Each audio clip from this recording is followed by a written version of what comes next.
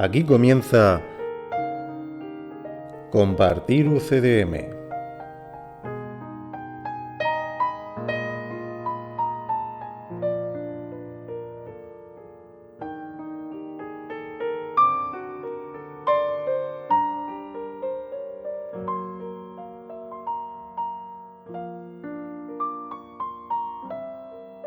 Bienvenidos a Compartir UCDM Podcast, un espacio sin interferencias dedicado a la comprensión de un curso de milagros, llevado a cabo por maestros con años de experiencia, un espacio donde se descifran los mensajes profundos del curso, lo que te transportará a tu verdadero origen. Un espacio donde se revelarán los misterios más ocultos de la existencia. Bienvenidos una vez más a Compartir UCDM.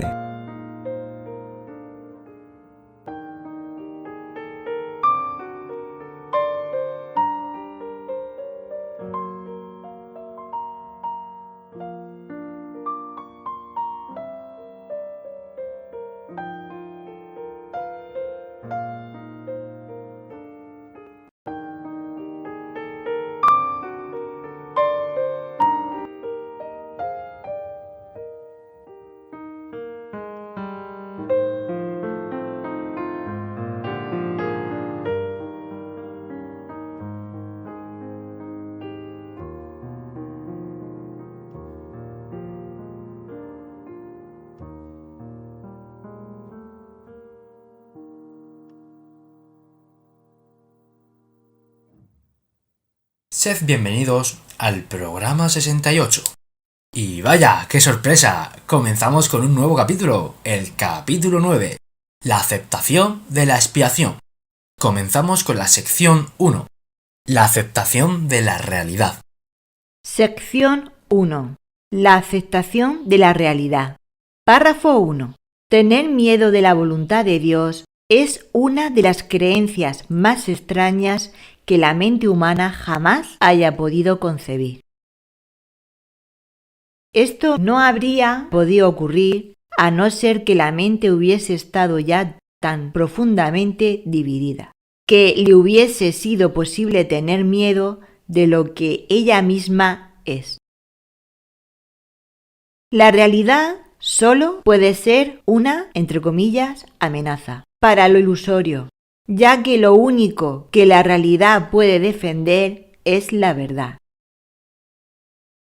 El hecho mismo de que percibas la voluntad de Dios, que es lo que tú eres, como algo temible, demuestra que tienes miedo de lo que eres. Por lo tanto, no es de la voluntad de Dios de lo que tienes miedo, sino de la tuya.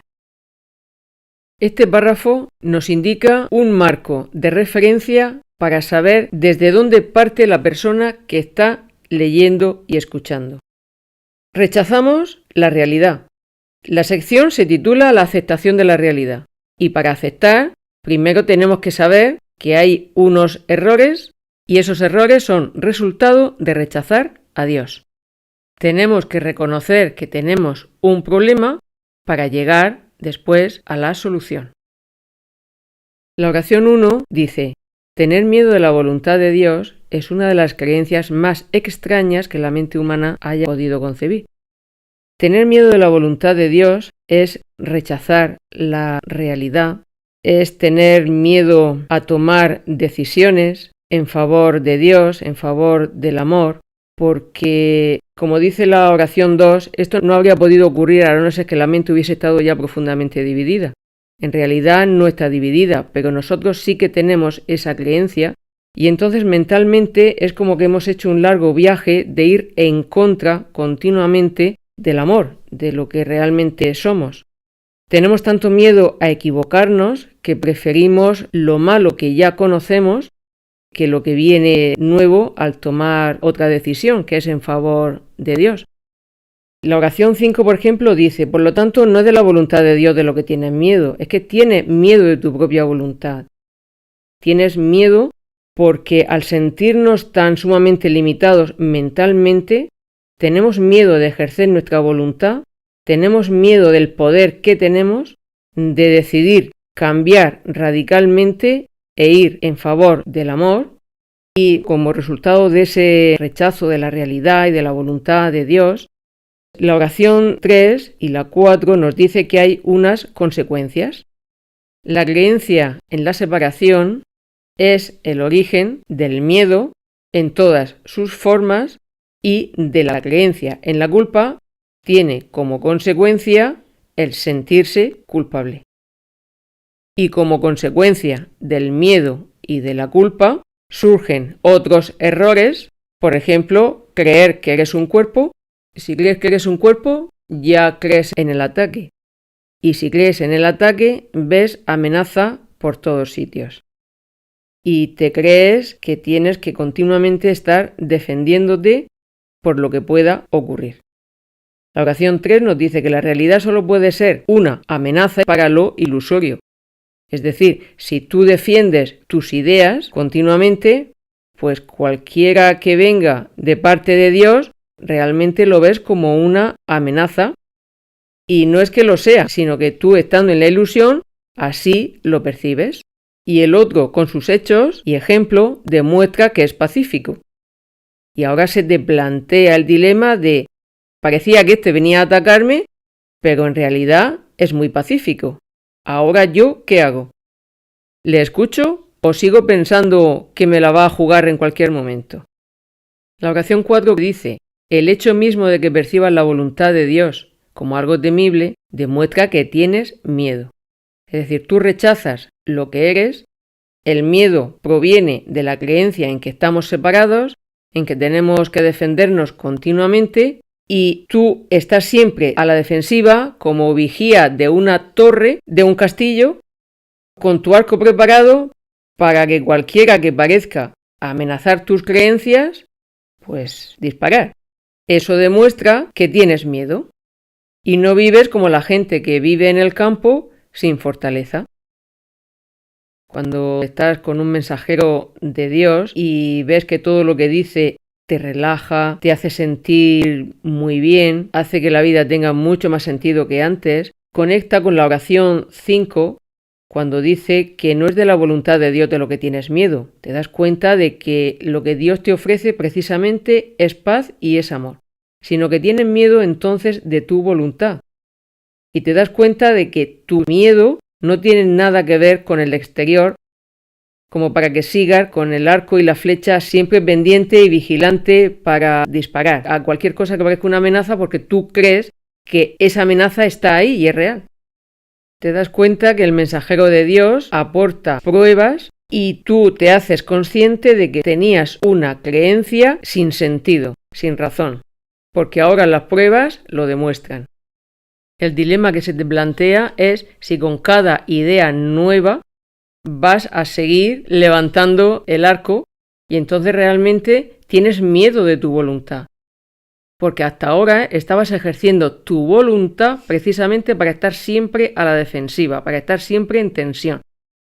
Y aquí se te habla de la voluntad de Dios, y la voluntad de Dios es relajarte y recorrer un nuevo camino que te garantiza que es de paz y de amor, y disfrutarlo.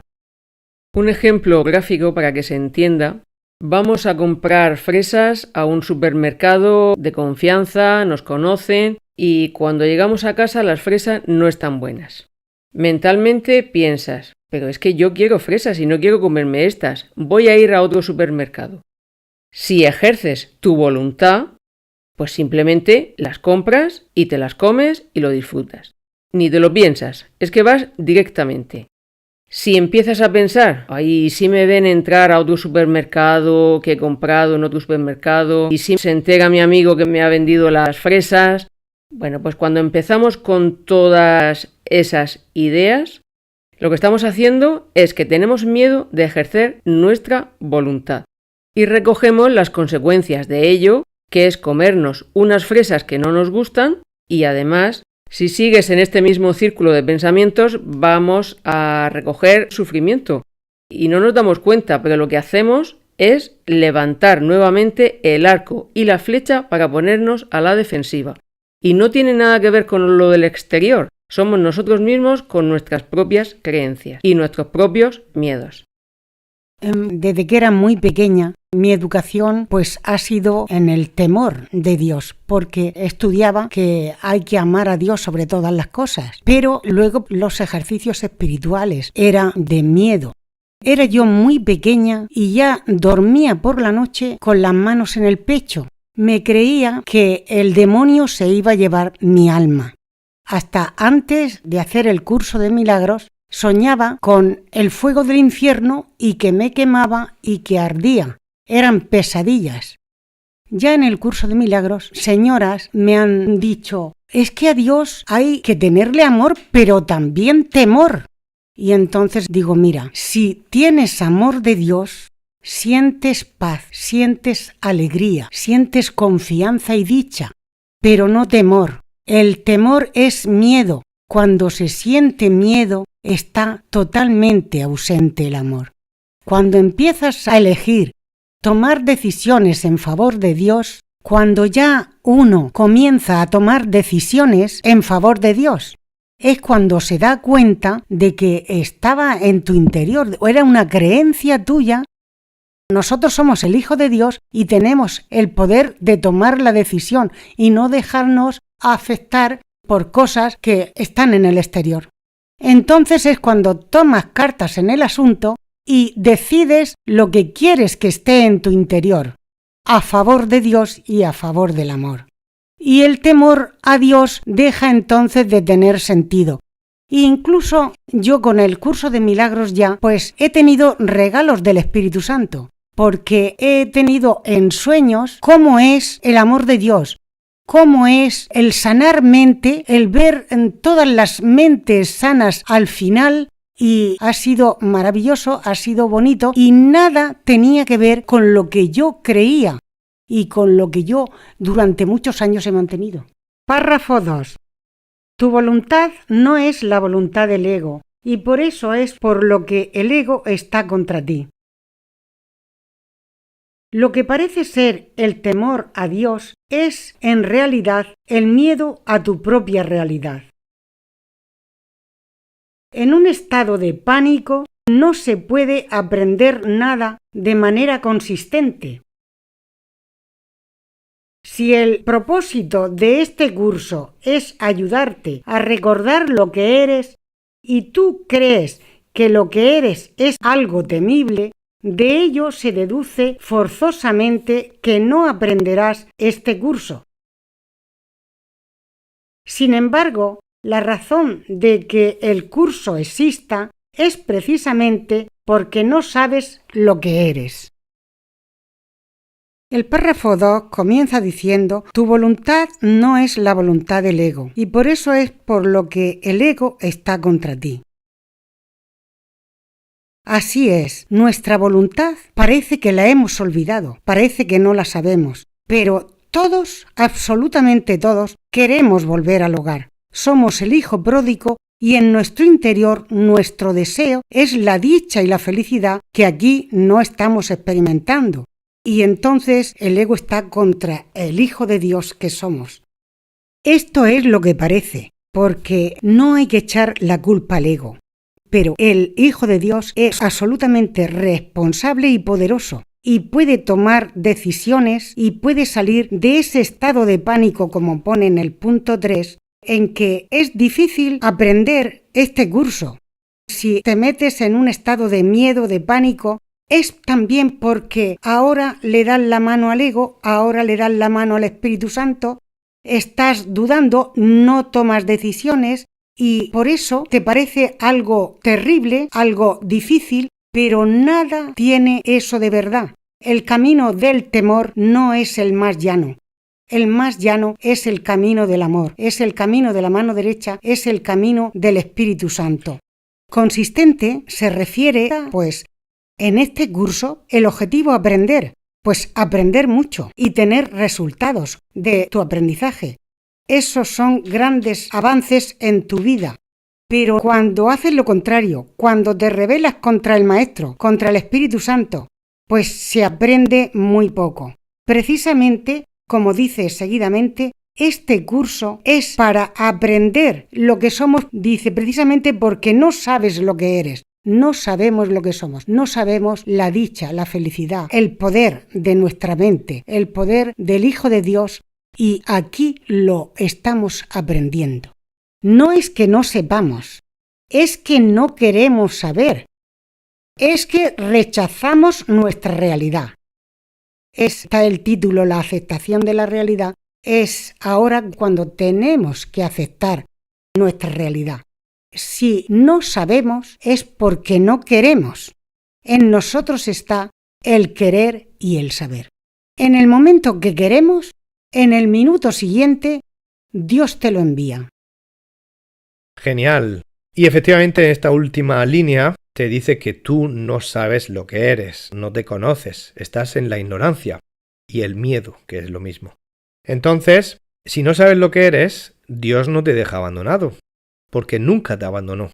Pero tú te has metido en un universo de ignorancia, de oscuridad, donde falta la luz y falta la información que necesitas para escapar de esa oscuridad que ahora crees que es real y sin embargo no lo es. Esto conecta con la línea 3 del párrafo anterior donde decía: la realidad solo puede ser una amenaza para lo ilusorio, ya que lo único que la realidad puede defender es la verdad. Está dicho de tal manera que quiere decir que no es una idea del cielo defender la realidad, sino que es algo que se ha visto forzado a hacer para poder adaptarse a nuestra ignorancia. Una de las características de nuestra ignorancia es que creemos en el ataque. Bien, pues una vez que creemos en el ataque, si los mensajeros de Dios directamente nos dijeran: esta es la verdad y me voy, pues todo el mundo que cree en el ataque, es decir, todo el mundo, vería eso como un ataque. Y al verlo como un ataque, se lanzarían a defenderse contra eso. Por eso el cielo tiene que adaptarse a las circunstancias del ignorante, como dice en la última línea del párrafo presente. Tú no sabes lo que eres. Y como no sabes lo que eres, el cielo tiene que adaptarse al lenguaje y al poquísimo conocimiento que tenemos en este preciso momento. El cielo tiene que adaptarse a las condiciones que nosotros establecemos, pero solo hasta un punto, claro. Porque adaptarse significa adaptar el lenguaje para que podamos comprenderlo. No significa que el cielo se ha vuelto loco y se ha puesto a creer que existe la amenaza o que existe el ataque o que exista la defensa. Claro, uno podría leerlo y malinterpretarlo, ¿no? Porque en la línea 2 del párrafo anterior dice que lo único que la realidad puede defender es la verdad. No, más adelante aprenderemos que la verdad no necesita defensa, que solo quieren defender la verdad aquellos que creen en el ataque. Cuando el mensajero de Dios sabe que el ataque no existe, sabe que parece que defiende la verdad al principio, pero solamente es para adaptarse a la ceguera del que sí cree en el ataque. El maestro de Dios nunca debe creer en el ataque porque entonces no es un buen maestro de Dios. Una vez que el maestro sabe perfectamente que el ataque no existe, sabe adaptarse a la ceguera del que le escucha. ¿Cómo se adapta? Pues simplemente habla de la verdad mostrando su paz. Y mostrar la paz es la mejor defensa en este mundo donde parece que hace falta defensas. Más adelante, cuando el que escucha baja el arco y deja de creer que hay amenazas, es cuando está preparado para escuchar que la verdad no necesita defensa porque solo se defiende aquel que cree que existe la amenaza. Y como el maestro de Dios sabe que no es ninguna amenaza, el maestro de Dios sabe perfectamente que es solamente temporal para adaptarse. ¿Por qué esto es así? Porque si no, nunca las ideas del cielo llegarían a los que están durmiendo y creen en el ataque. Entonces, para que lleguen, para que se garantice que la palabra de Dios y el mensaje llegue, para que puedas liberarte, tiene que adaptarse a las circunstancias temporalmente del que está ciego. Por eso dice ahí que no sabes lo que eres y esa ignorancia hace que nos tengamos que adaptar de esa manera. Pero más adelante, el que era ciego ya no es tan ciego y se da cuenta de que efectivamente el maestro de Dios no estaba defendiendo nada, simplemente mostraba la verdad. Pero cuando uno cree en creencias y uno cree en el ataque, pues todo mundo anda defendiendo la creencia que tiene precisamente porque no es real. Por eso, la línea 1 se ha estado adaptando al lenguaje de los que están empezando el curso. Los que están empezando el curso, pues probablemente todavía creen en el miedo, en el ataque, en la culpa, en el ego. Y por eso, como muy bien se ha dicho, pues le echan la culpa al ego. Y el ego parece que está en contra de nosotros. Parece que hay una guerra interna. En la línea 2, sin embargo, ya se está dirigiendo a aquellos que han dado algunos pasos en favor de Dios. Significa que han empezado a asumir la responsabilidad de cada decisión de mantener o no las ideas que toda la vida habían estado ahí. Algunas de esas ideas están empezando a desaparecer porque el ser está tomando la responsabilidad. Por eso ahí ya no nombra al ego. Ahí directamente dice, tú mismo, Santísimo Hijo de Dios, como tienes miedo a tu propia realidad, tienes miedo a tu voluntad, ya no está nombrando al ego. Ya está diciendo que eres tú rechazando tu propia realidad. Es decir, no existe el ego. Entonces, claro, para aquellas personas que ya son conscientes de que no tiene sentido echarle la culpa al ego. Resumen del párrafo 2. Tu voluntad no es la voluntad del ego. El ego es ciego, está contra ti. Ese es su juego. Lo que parece ser a Dios temer es miedo a tu realidad. El amor que en tu sueño se volvió desamor, puedes decidir recordar. Tú tienes el poder de experimentar al amor volver. Párrafo 3. Si no sabes lo que es tu realidad, ¿por qué estás tan seguro de que es temible? La asociación que se hace entre la verdad y el miedo, que a lo sumo sería altamente artificial, es especialmente inadecuada en las mentes de aquellos que no saben lo que es la verdad. Lo único que esto quiere decir es que estás asociando arbitrariamente algo que se encuentra más allá de tu conciencia con algo que no deseas. Es evidente, pues, que estás juzgando algo de lo cual no tienes el menor conocimiento. Ha surgido esta extraña situación de forma tal que te resulta imposible escapar de ella sin un guía que sepa cuál es tu realidad. El propósito de este guía no es otro que el de recordarte lo que deseas. Él no está tratando de imponerte una voluntad ajena. Está simplemente haciendo todo lo posible dentro de los límites que tú le impones por restablecer tu propia voluntad en tu conciencia. Muy bien, pues en este párrafo 3 amplía lo que hemos estado diciendo anteriormente, y es que te dice que si tú no sabes lo que es tu realidad, y es que es verdad que no lo sabemos, solo opinamos, por eso te hace esa pregunta, ¿cómo es que estás tan seguro de que es temible? Pues es que no estamos seguros. ¿Cómo vamos a estar seguros si no hemos tenido una experiencia directa? ¿No? Por eso, recordando las palabras de Platón, que diferenciaba entre episteme y doxa, él decía que episteme es el conocimiento, significa cuando nadie te tiene que explicar nada porque tú lo sabes perfectamente. No necesitas ninguna aclaración, ninguna explicación. Tú lo sabes. Y eso es saber. Esto es episteme, es conocimiento. Y otra cosa diferente es doxa. Doxa significa opinión, significa ignorancia, significa que hablas, dices muchas palabras técnicas, te metes a sabiondo, te refieres a ideas o a realidades que solo están en tu imaginación y no están en ningún sitio. Nombras a autores, has escrito libros y das conferencias, pero no sabes nada. Entonces este mundo está lleno de doxa, pero muy poca gente tiene episteme. Entonces, aquí te dice, no, la realidad está mucho más allá. Entonces, ¿por qué hablas de algo que no sabes? Entonces, esto te lo amplía en la línea 2 y 3, que te dice que es que la razón es que estás haciendo una asociación entre algo que está más allá, que tú no conoces, es decir, la verdad, lo estás asociando con algo que está dentro de ti, que es el miedo. Es decir, están mezclando el interior y el exterior, por eso nosotros continuamente recordamos que es un error mezclar lo de dentro y lo de fuera. Hay que centrarse en el interior y hay que dejarse lo de fuera. Están mezclando lo que hay más allá con lo que hay dentro. Lo que hay dentro de ti es el miedo que tú sientes. La verdad, lo estás asociando con el miedo. ¿Y qué ocurre? Que es una mezcla, es una asociación muy artificial, significa que es falso, que es superficial, que no está basado en realidad ni en la verdad, que es fingido, que es teatro, que es ilusión.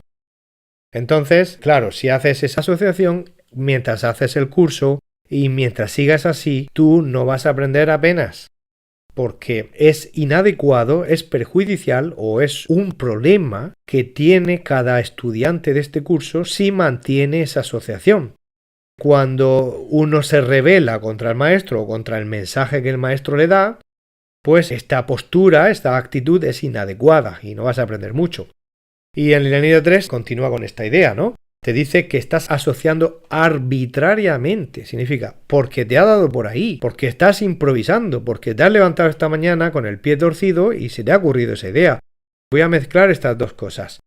Mi miedo que tengo dentro con las cosas de Dios. Y en vez de verlo con luz, ahora lo vemos con el nublado del medio ambiente. Entonces, estás mezclando algo que está más allá de lo que eres consciente ahora mismo con algo que tú no deseas, es decir, con algo dentro de ti que tú rechazas. Por eso esto se le llama miedo. Tú rechazas cosas dentro de ti y lo quieres mezclar con lo de fuera. Es como si un chef de renombre mundial te invita a comer uno de sus platos estrella, que todo el mundo reconoce como un gran plato, buenísimo, y entonces tú, antes de comer, dices, pero tiene usted ketchup y tiene usted un poquito de mostaza y mayonesa y especias de aquí y especias de allá y un poquito de salchichón, y el chef pregunta, ¿pero usted para qué quiere eso? No, déjeme que voy a mejorar esto. Y el chef le puede preguntar, pero si no ha llegado a probar el plato. Igual si lo prueba, verá lo bueno que está, no necesita nada. Y nosotros decimos, no, yo tengo que mezclarle mis cosas. Y entonces se las mezclamos, probamos un bocado y decimos, esto no está bueno. Bueno, no puedes saber si está bueno o no, porque es que no lo has probado en el formato original realizado por un experto en la materia. Más bien nos hemos quedado con nuestras propias ideas y hemos estropeado un gran plato. Lo mismo pasa con Dios. En vez de probar a Dios, estás añadiéndole cosas tuyas que en el fondo no deseas. Si tú pruebas directamente el plato, pues tú mismo dices, madre mía, ¿qué he estado comiendo hasta ahora? Y pues eso es lo que hacemos cuando mezclamos nuestras propias cosas que en el fondo no queremos, aunque creemos que sí lo deseamos, muy en el fondo no lo deseamos. Eso uno lo descubre conforme va andando el camino. Va dándose cuenta de que creía que lo deseaba y en el fondo no es así. Entonces, línea 4 no está juzgando correctamente, es decir, no tiene ni idea, está opinando. Y cuando tú juzgas algo sin saber, pues metes la pata hasta la ingle o hasta la axila. Entonces, línea 5, has llegado a una situación tan extraña, tan aparentemente imposible de escapar, por lo menos tú por tus propios medios. Porque has acabado ahí a lo largo de tanto tiempo añadiendo capas y añadiendo informaciones contradictorias y otros caminos posibles que esto es un laberinto del que no podemos salir sin ayuda. Por eso tenemos que reconocer que tenemos problemas y que necesitamos ayuda. Cuando nosotros hacemos ese reconocimiento, eso lo cambia todo. Porque bien se ha dicho antes que el problema no es no saber, o el problema no es haber nacido con ideas erróneas en la mente, o incluso el problema no es estar en un ambiente donde los demás parece que te quieren enseñar más errores y más ignorancia. No. El problema no es ese. El problema es que no quieres saber. Porque el problema no es no saber. Para Dios no hay límites. Entonces, si tú dices no sé, estupendo, ahora declara quiero saber. Muy bien, estás empezando a ejercer tu voluntad, que es contrario a lo que has hecho hasta ahora. Lo que has hecho hasta ahora es siempre comprar las fresas en el mismo sitio y cuando empiezan a estar no tan buenas como antes, sigues repitiendo y empiezas a tener consecuencias negativas de seguir eligiendo lo mismo. Por lo tanto, por tu cuenta ya no puedes salir porque es que no quieres salir. Entonces tienes que reconocer que no quieres. Cuando reconoces que no quieres y tienes que decidir que sí quieres, no tarda ni 10 segundos Dios para responder. Porque Dios se ha pasado toda la vida esperando, entre comillas, porque en realidad no es así, el tiempo no existe. Y esto ha sido en un abrir y cerrar de ojos. Esperando a que nosotros queramos decidir. Todo conduce a la voluntad. Le tenemos miedo a la voluntad, le tenemos miedo a decidir. Por lo tanto, si decides saber cosas de Dios, Dios te lo va a traer. Eso sí, cuando te lo traiga en boca de un maestro, no le apuntes con el arco. O no le apuntes con el arco por cada idea nueva que te traiga, porque a lo mejor la idea dices, venga, vale, esta sí, pero ya a la segunda escuchas al ego y le apuntas con el arco. No, apuntar con el arco es seguir apostando por la ignorancia de siempre. Por eso, en la línea 5, 6 y 7 te dice que el propósito de este guía que Dios envía es recordarte cuál es tu realidad porque no la conoces, ni tampoco conoces a Dios. Viene a recordarte que tú ya no te acuerdas. viene a salvarte, entre comillas, de tu propia ignorancia y de tu oscuridad. Entonces, su propósito es recordarte el camino de salida, es recordarte entre ello que lo que quieres es salir de ahí. Parece que todavía deseas seguir repitiendo el mismo círculo vicioso, pero en realidad hay una parte de ti oculta. Por eso a nivel inconsciente está el deseo de volver a Dios, pero es que es inconsciente. ¿Qué significa eso? Que somos conscientes de lo que deseamos. En ese pulso que hay entre lo que deseamos y lo que rechazamos, pues gana lo que rechazamos. Es decir, el rechazo a Dios gana sobre el deseo de la voluntad de Dios. Es que los dos existen dentro de nosotros, pero como puede más uno que otro, resulta que el rechazo de Dios puede más, y eso significa que el ego, para que no seamos conscientes de que hay una parte de nosotros que sí desea saber las cosas de Dios, pues ¿qué hace? Le da mucha fuerza a lo que rechazamos y entonces la parte que desea a Dios pasa al inconsciente, pasa a la parte oculta y no somos conscientes de ello. No ser consciente de ello no significa que no exista. Igual que si ahora mismo estás pensando en tal persona que no ven tus ojos, no quiere decir que esa persona no exista. Quiere decir que ahora mismo no lo estás viendo. Entonces, si no lo ves, no quiere decir que no exista. Rechazas a Dios. Por eso aquí te está diciendo, deja de hacer eso y empieza a alimentar esa parte de ti que desea a Dios. Por lo tanto, acepta que la verdad es que sí que deseas a Dios. Y el guía trata de recordártelo. Colabora con él. No le apuntes con el arco. 7. Él no está tratando de imponerte una voluntad ajena. Claro que no. Si tú crees que está intentando convencerte o llevarte por un camino que puede ser peligroso, es que le estás apuntando con el arco. Pero es que no estás conociendo el plato que ese chef te está presentando. No sabes lo que te pierdes. Línea 8. Entonces, ¿qué está haciendo? Está haciendo lo posible, que es una continuación de lo que hemos dicho antes, de que el cielo se adapta a las condiciones que le imponemos, es decir, a los límites. Nosotros decimos, sí, me parece muy bien Dios que vengas aquí al pozo donde estoy yo a salvarme, pero saldremos de aquí a mi manera, Cuidado. Y entonces Dios dice, bueno, sí tiene que ser así, pero te recuerdo que si lo hacemos a tu manera, vas a sufrir porque no es lo mismo aprender el curso con consistencia que con inconsistencia. Entonces yo te recuerdo que es un problema que pienses así. No es que no vayas a salir, vas a salir, pero vas a sufrir por el camino. Si me dejas totalmente a mí la guía del camino y tú no te resistes de ninguna manera, entonces va a ser rápido, fácil, sin sufrimiento, sin dolor y te va a encantar el camino que Dios te está preparando. Por eso, al final, el objetivo es restablecer, porque perdiste tu propia voluntad y tiene que ser restablecida, tienes que recuperarla en tu conciencia. En lugar de tenerle miedo, ahora empiezas a amar tu propia libertad y tu propio poder de decisión de ser feliz. Resumen del párrafo 3. Si no sabes lo que es tu realidad, ¿por qué estás tan seguro de que es temible? Primero conoce tu verdad. Con nuestro guía lo verás muy accesible. Que tarde o temprano lo hagamos es del todo ineludible. La asociación que se hace entre la verdad y el miedo es una contradicción. En la verdad solo hay amor, en el miedo hay ocultación. A Dios hay que amar y temer, son como flechas opuestas que se apuntan. La razón de este libro es para que lo que tú eres quieras saber. Párrafo 4.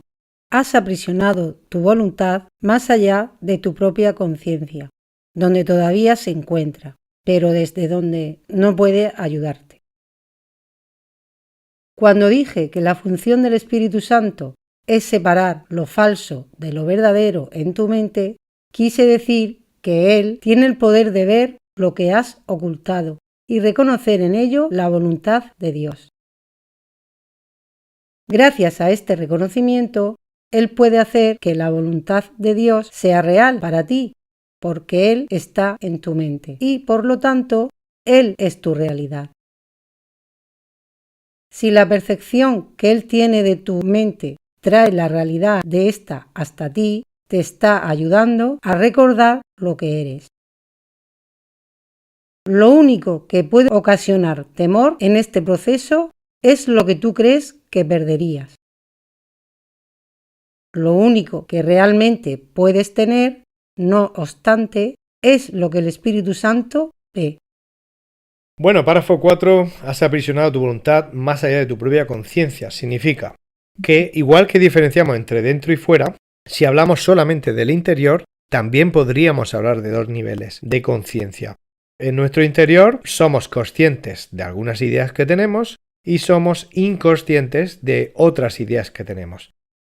Eso en nuestro interior. Entonces, aquí dice que a la hora de ejercer nuestra voluntad, esta está aprisionada en el nivel inconsciente, no en el nivel consciente. ¿Qué quiere decir esto? Quiere decir que necesitamos ayuda, porque si estuviera en el nivel consciente, sí que nosotros mismos seríamos conscientes de la salida, de la liberación de la voluntad. Pero es que como está en el nivel inconsciente, no podemos llegar ahí, y necesitamos ayuda para llegar ahí. Está en el nivel inconsciente, pero está. Línea 2, cuando dije que la función del Espíritu Santo es separar lo falso de lo verdadero, bueno, aquí está diciendo que el Espíritu Santo sí que tiene el poder de distinguir entre todos los aparentes niveles dentro y fuera de nosotros. Eso significa que Él tiene acceso a toda la información, tanto inconsciente como consciente, de nuestra vida. Si no fuera esto así, no tendríamos solución. Y eso es imposible porque lo que Dios ha establecido para nosotros es que siempre tengamos acceso a Dios. Como eso es lo que Dios ha establecido, no puede ocurrir lo contrario. Claro que tenemos solución, pero pasa por reconocer que necesitamos a un guía para que esa solución se dé. Entonces, Él tiene el poder de verlo todo. Bueno, tomando el ejemplo de un iceberg, pues cuando nosotros estamos sobre la superficie del agua, solo vemos los picos de hielo que vemos por encima de la superficie. No somos capaces de ver lo que hay más abajo. Pasa lo mismo con esto. Nosotros somos conscientes de lo poquito que vemos. Y aquí en la superficie, en la punta del iceberg, estamos nosotros creyendo que le hemos dado el poder de decisión a algo ajeno a nosotros, a lo cual llamamos ego. No es que exista, es que como nosotros no queremos elegir, pues parece que le damos lugar a otro que elija por nosotros. Y le echamos la culpa, etc. Bueno, poniendo también el ejemplo de un barco, cruceros o barcos de grandes dimensiones que tienen muchos niveles, pues está cubierta, normalmente donde está el capitán para que tenga visión del mar y pueda dirigir el barco.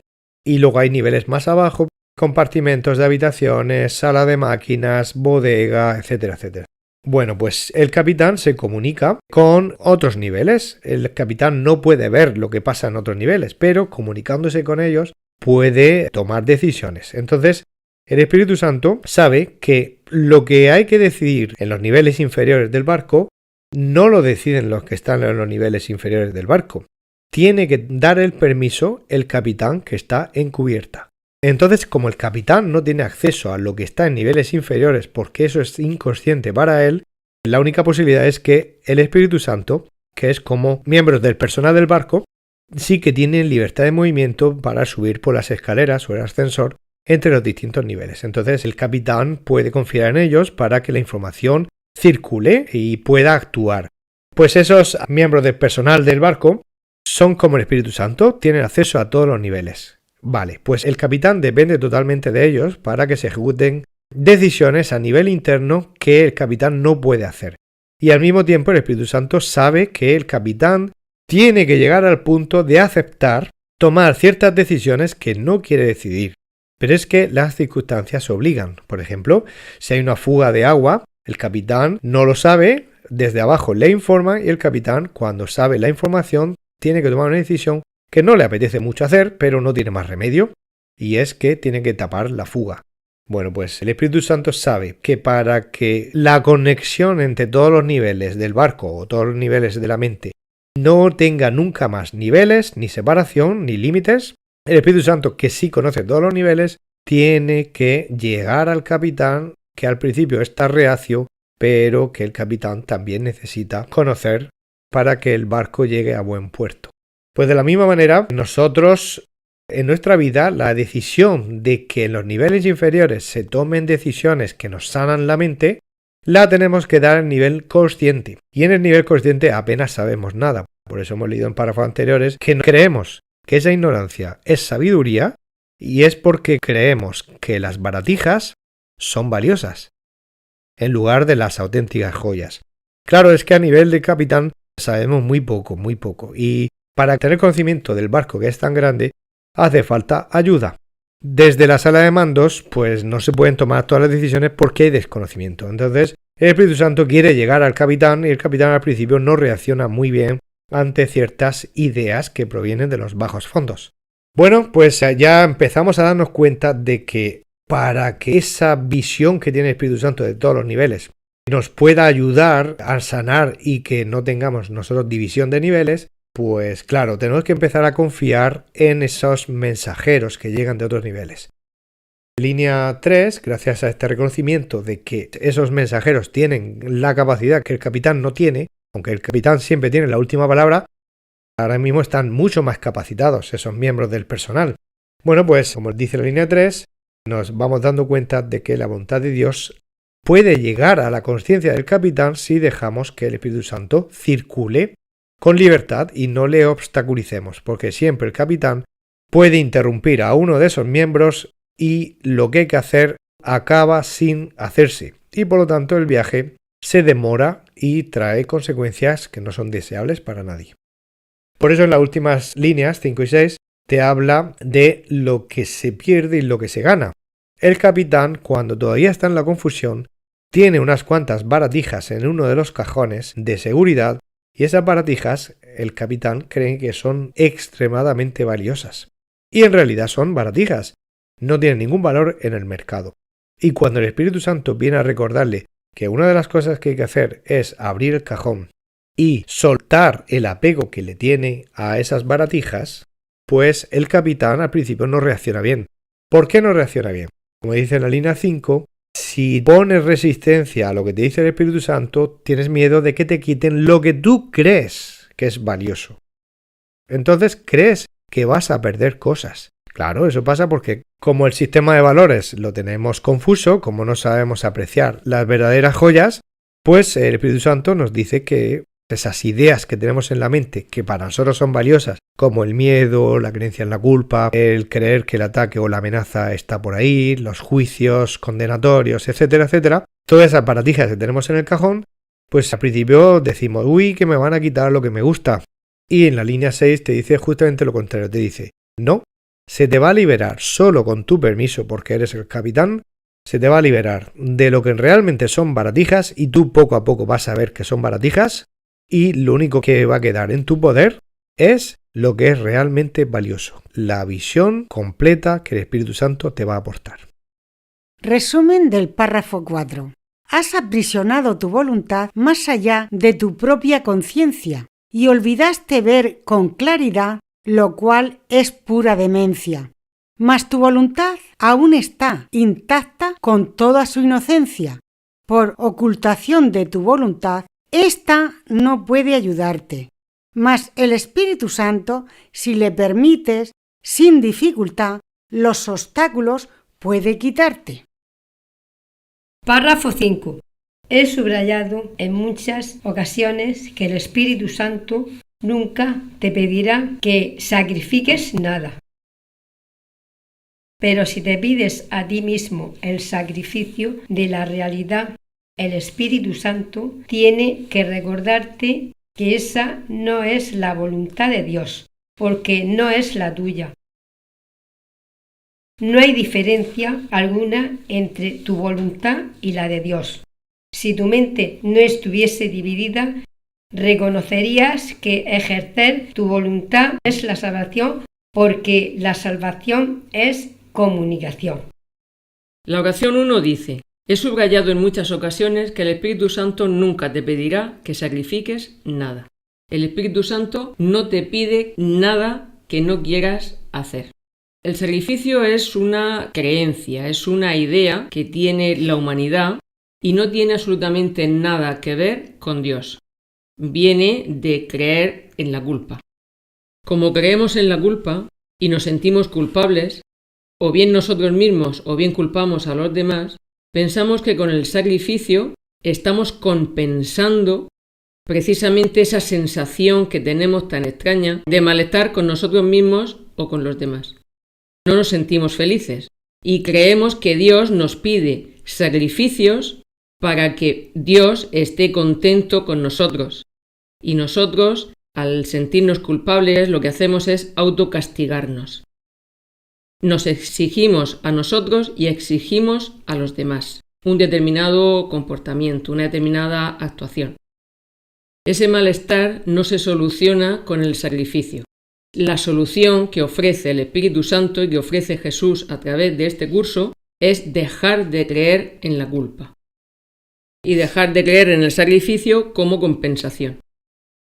La oración 2 nos dice: pero si te pides a ti mismo el sacrificio de la realidad, es decir, si tú estás sacrificando el cielo, estás sacrificando la paz y la alegría por tus propias creencias, es decir, si mantienes alejado al cielo, continúa la oración diciendo: el Espíritu Santo tiene que recordarte que esa no es la voluntad de Dios, porque no es la tuya. Dios no pide sacrificios. La solución es dejar de creer en la culpa. Y esa es nuestra voluntad. Aunque es inconsciente ahora mismo, el Espíritu Santo te recuerda que eso es realmente lo que quieres. En el fondo, tú quieres lo mismo que Dios, que es la paz, es la alegría, y cuando te dice aquí que tu voluntad es la misma que la de Dios, se refiere a esa voluntad que está escondida, de la que no somos conscientes, porque cuando miramos al exterior y nos metemos en el mundo, nos ponemos a resolver y ya se nos olvida realmente que queremos la paz y queremos la alegría y pensamos que está en el mundo, y entonces lo que estamos haciendo es ejercer nuestra voluntad precisamente en las cosas del mundo. Por eso en la siguiente oración, la 4, dice: si tu mente no estuviese dividida, es decir, entre las ideas tuyas del ego del mundo y las que aquí Jesús y el Espíritu Santo nos indica que es las ideas del amor, dice: si no estuviese dividida, reconocerías que ejercer tu voluntad es la salvación. Es decir, ejercer tu voluntad, la de Dios, y tener firme un propósito de sanar la mente, esa es la auténtica salvación. Esa es la única forma que hay de salir de esa aparente división de la mente.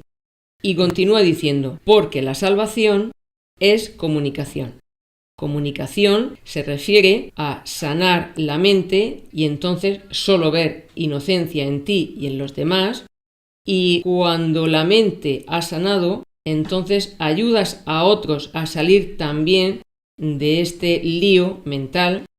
Y comunicación se refiere que es interior. Tú primero tienes muy claro en el interior que solo existe la paz y que solo existe el amor, y luego pues cuando se va a exteriorizar a través del cuerpo como medio de comunicación, o bien con palabras, con gestos, pues entonces comunicas la salida a otros del caos en la mente. Como creemos que estamos separados, cuando sanamos mente, llegamos a lo que aquí llama comunicación, que es sentir la unidad. Es saber que no estamos separados. Y entonces vamos directamente al origen. Y para sanar la mente hay que compartir, comunicar esta idea, aunque ahora mismo sea solamente teórica, de decir estamos unidos, solo existe la unidad. Bueno, pues comunicamos y expresamos a los demás esta idea para aprenderla, la enseñamos para aprenderla. Poesía del párrafo 5. El Espíritu Santo nunca te pediría que sacrifiques nada. Tu ser es pura alegría, y en Dios está tu morada. Pero si pides el sacrificio de la realidad, esa no es tu voluntad. Así, no experimentas salvación. Puedes elegir salvación, que es comunicación. Párrafo 6. Es imposible comunicarse utilizando lenguas diferentes. Tú y tu Creador podéis comunicaros por medio de la creación, porque esa y solo esa es vuestra voluntad conjunta. Una mente dividida no se puede comunicar porque habla en nombre de cosas diferentes a la misma mente. Al hacer esto, pierde la capacidad de comunicarse porque una comunicación confusa sencillamente no tiene ningún sentido. Es imposible comunicar un mensaje a menos que tenga sentido. ¿Cuán sensatos pueden ser tus mensajes cuando pides lo que no deseas? Sin embargo, mientras sigas teniendo miedo de tu voluntad, eso es precisamente lo que estarás pidiendo. Aquí en la oración 1 te dice que es imposible comunicarse si utilizamos lenguas diferentes. Se refiere cuando nosotros, por ejemplo, vemos a nuestro hermano separado de nosotros mentalmente. Entonces, la conexión no fluye porque tú tienes una forma de pensar y él tiene otra. Y lo que enseña es un mensaje confuso porque lo ves separado de ti mentalmente. Recibe de mí un mensaje confuso, por eso estamos hablando en lenguas diferentes. No nos podemos entender. Aquí en la 2 te está diciendo que cuando nosotros y nuestro Creador tenemos la misma comunicación, tiene sentido porque es conjunta. Vemos unidad, vemos amor. Entonces no hay separación. Es totalmente el mismo mensaje, porque todos compartimos la idea de Dios.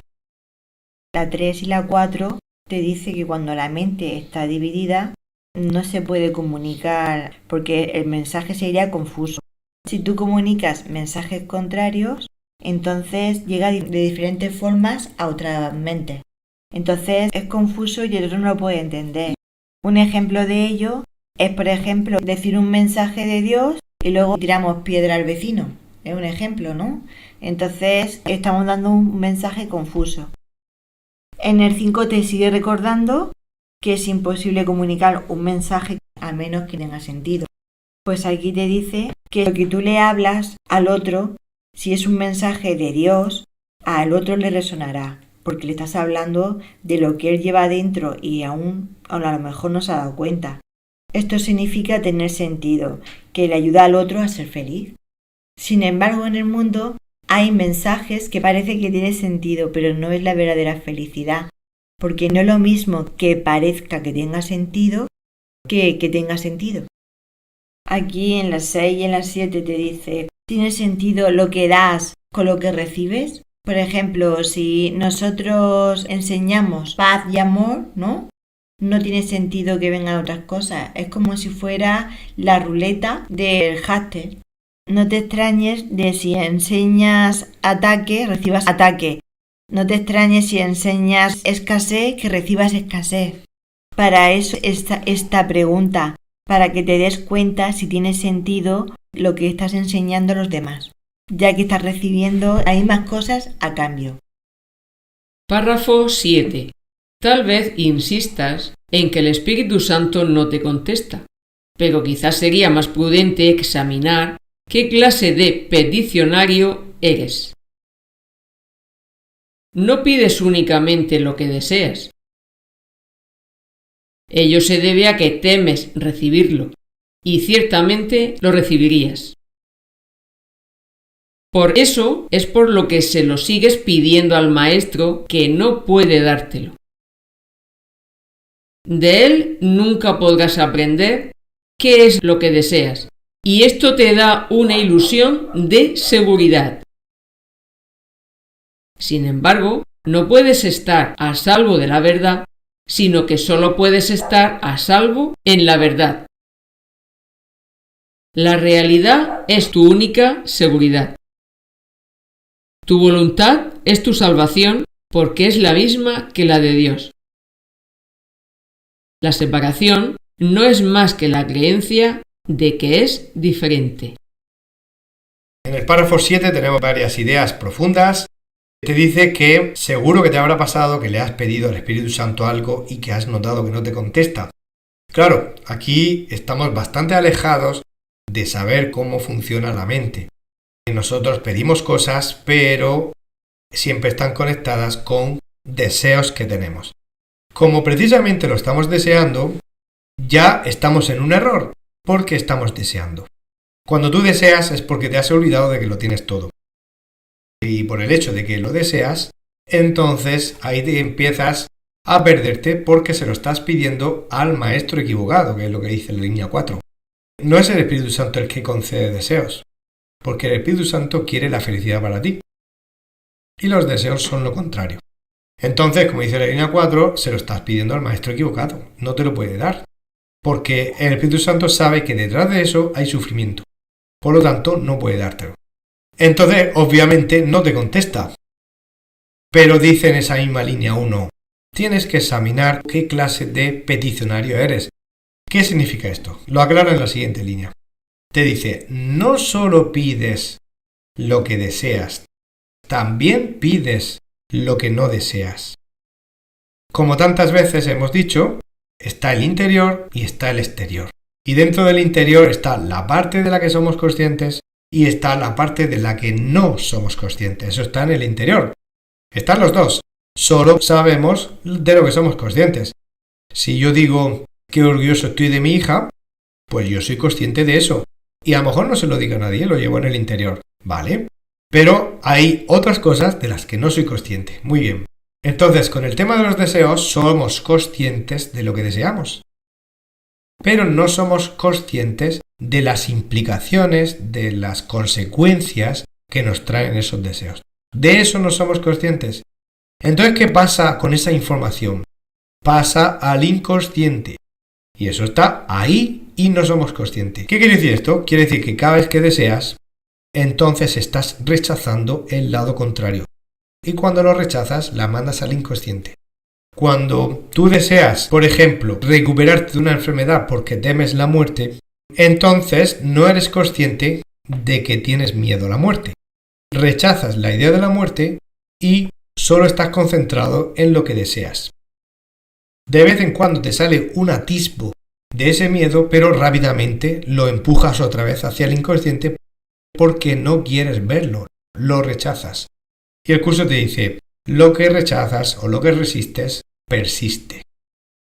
Eso significa que, aquí lo vamos a entender, por eso en la línea 2 te dice, no pides únicamente lo que deseas. Claro, tú eres consciente de lo que deseas, pero es que pides más cosas de las que no eres consciente.